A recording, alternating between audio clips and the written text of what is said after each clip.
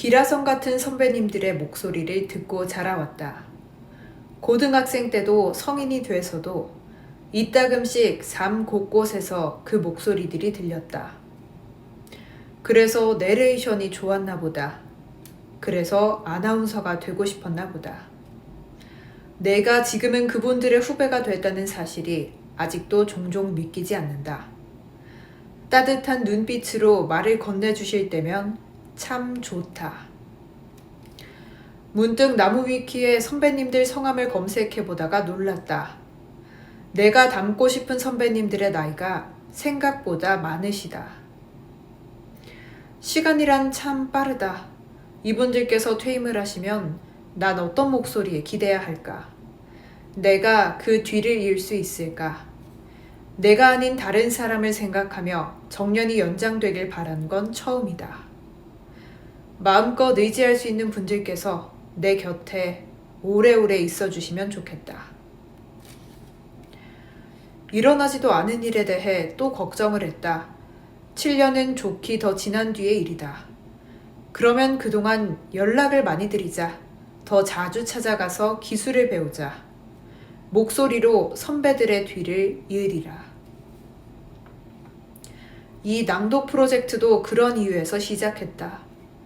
글쓰기를 겸하지만 본질은 읽기에 좀 더 집중돼 있다. 내 생각은 아무렇게나 써도 내 생각이니 괜찮다. 그러나 읽을 때는 막 읽으면 안 된다. 좀 더 몸을 기울여서 들여다보고 느낀 뒤 읽어야 한다. 낭독과 동시에 글을 쓰기로 다짐한 데에는 작가로서의 역량을 늘리겠다는 등의 거창한 목적이 있는 건 아니다. 불을 지피기 위한 땔감이 필요했다.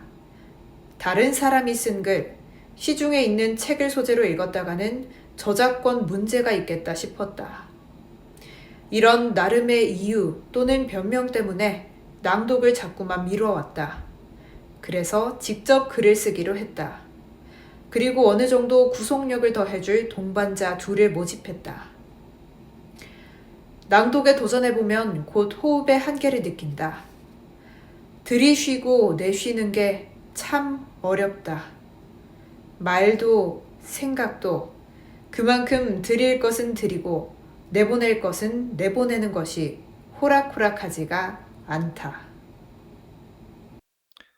불안의 이유. 악몽을 꿨다. 주말 아침이라 8시간이나 잤는데도 마치 한숨도 못 잔 것처럼 불쾌하게 잠에서 깼다. 이제 일주일 뒤부터 7시 뉴스를 혼자서 끌어가야 한다. 꿈에서 7시 뉴스를 처음 진행하는 날이었는데 그야말로 엉망진창이었다. 큐시트는 사라졌고 원고 순서는 뒤죽박죽이었고 심지어 프롬프터에 글씨가 보이지 않아 종이 원고와 카메라를 번갈아가며 읽다가 오독도 많이 했다. 결국 주조에서 뉴스를 일찍 마치고 프로그램 예고 영상들로 시간을 채웠다. 뉴스가 끝난 뒤 조명이 꺼진 스튜디오 안에서 혼자 우두커니 앉아 울다가 잠에서 깼다. 그렇게 기분이 불쾌할 수가 없었다. 사실 지금까지의 경험을 토대로 봤을 때 막상 맞닥뜨리면 어떻게든 해낼 수 있을 거라는 걸 안다. 그럼에도 많이 부담되고 긴장되는 건 어쩔 수 없나 보다. 무엇이 나를 그렇게 불안하게 하는 걸까? 40분이라는 긴 뉴스를 혼자서 끌어가야 한다는 부담감? 막중한 임무를 맡은 것에 비해 경남에 대한 지식이 아직 턱없이 부족하다는 죄책감? 아마 둘 다일 것이다. 첫 번째 고민은 직접 부딪혀 보면서 동력을 길러나가면 자연스레 해결될 수 있다. 누구든 처음부터 잘할 수는 없고 점차 성장해 가면 된다. 두 번째 고민은 공부를 많이 하는 수밖에 없다. 많이 보고, 읽고, 듣고. 주민등록상 경남도민이 된 지 3달도 채 되지 않았지만 한 30년은 경남에 살았던 것처럼 지식을 쌓아야겠다. 긴장과 스트레스의 원인을 이렇게 글로 적어내려가다 보면 생각보다 해결책은 간단한 경우가 많다. 결국은 하면 된다는 것. 내 힘으로 바꿀 수 없는 것 때문에 스트레스를 받는 게 아니라 마음 먹고 노력하면 바꿀 수 있는 일이라는 게 얼마나 감사한 일인가. 불안하고 초조한 마음을 자신감으로 바꾸는 건 내 노력에 달려 있다. 매번 일에 관련된 글만 적게 되는 것 같다. 아마도 지금 내 인생의 가장 큰 부분이 일이기 때문이겠지.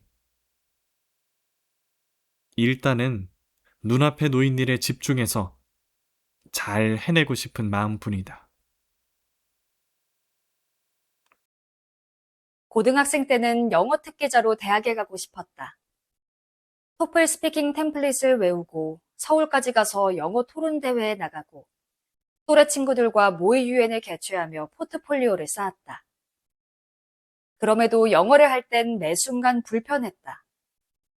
이 문법이 맞는지 저 단어가 맞는지 끊임없이 의심했기 때문이다. 영어를 정제하고 또 정제하는 동안 많은 말들이 속에서 가라앉았다. 돌이켜보면 비단 영어뿐만이 아니다. 당위나 주장을 말할 때면 늘 신중해진다. 오죽하면 아나운서임에도 뭐뭐인 것 같다라는 말이 입에서 잘 떼어지지 않을 정도다.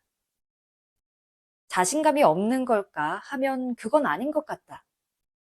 그보다는 그냥 내가 늘 우주와 지구와 세상사의 방대함을 너무나 매 순간 의식하고 있다는 게 문제일 것이다. 나의 신중함이 오만함일 수도 있다는 생각이 든 건 지난주 세상다반사 녹화를 준비할 때부터였다. 리액션 하는 법에 대해 가르쳐주던 선배가 대단하다라는 단어를 두고 이런 말을 한 것이다. 누군가가 대단하다는 게 꼭 정말 대단할 필요가 있는 게 아니야. 상식선에서 생각해봐. 얼마나 힘든 일이었겠어? 선배는 상식의 균형을 유지하는 게 중요하다고도 말했다. 그 말이 머릿속에 박혀 떠나질 않았다. 혹자는 말의 무게를 아는 것이 중요하다고들 말한다. 하지만 어떤 말들은 가벼워야 한다. 가볍게 해야 할 말들을 무겁게 생각하는 것 또한 아나운서에게는 직무유기일터. 부디 나에게 가벼워야 할 말과 무거워야 할 말을 현명하게 판단하는 지혜가 쌓이길 바란다.